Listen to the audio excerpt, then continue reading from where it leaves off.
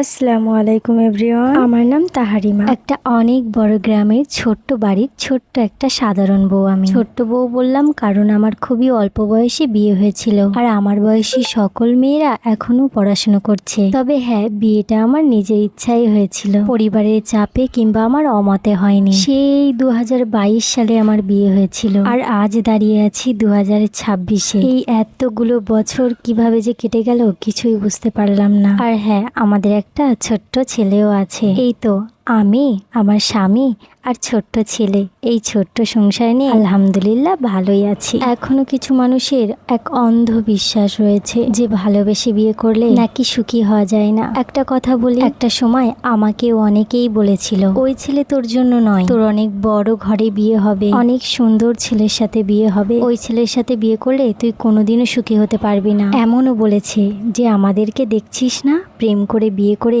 কেমন হচ্ছে। দেখো, একটা কথা তোমাদেরকে বলতে চাই, তোমরা ভালোবেসে বিয়ে করেছো, সুখে ছিলে না, সুখে নেই বলে আর অন্য কেউ, পৃথিবীর কেউ যে ভালোবেসে সুখে থাকবে না সেটার কোনোই মানে হয় না। হ্যাঁ, আমার স্বামী বড় লোক না, অনেক অনেক টাকা নেই তার কাছে, কিন্তু তার কাছে আছে আমার জন্য বুক ভরা সম্মান আর মন ভরা ভালোবাসা। জীবনে আর কি চাই বলো তো মেয়ে হয়ে জন্ম নিয়ে? কিছু কিছু মেয়েকে আমি দেখেছি যে একটু ভালোবাসা পাওয়ার জন্য নিজের জীবন পর্যন্ত দিয়ে দেয়, আর আমি সেই ভালোবাসা পেয়েছি, আমি সেই সম্মানটা পেয়েছি। আর রইলো বাকি বাড়ি গাড়ি টাকা পয়সা, ওগুলো না হলেও জীবন চলবে বন্ধু। কিন্তু একটা কথা সবসময় মাথায় রাখবে, ভালোবাসা আর সম্মান বাজারে কিনতে পাওয়া যায় না। আমার কি মনে হয় জানেন, যে স্বামী স্ত্রীকে মূল্যায়ন করতে জানে না, সম্মান করতে জানে না, ভালোবাসতে জানে না, তার সেই কোটি কোটি টাকা আমার কাছে তুচ্ছ মনে হবে, কারণ ভালোবাসা, শ্রদ্ধা, সম্মান বাজারে কিনতে পাওয়া যায় না। আচ্ছা, তোমাদের কি মনে হয় ভালোবেসে বিয়ে করাটা কি ঠিক? কমেন্ট বক্স ফাঁকা আছে,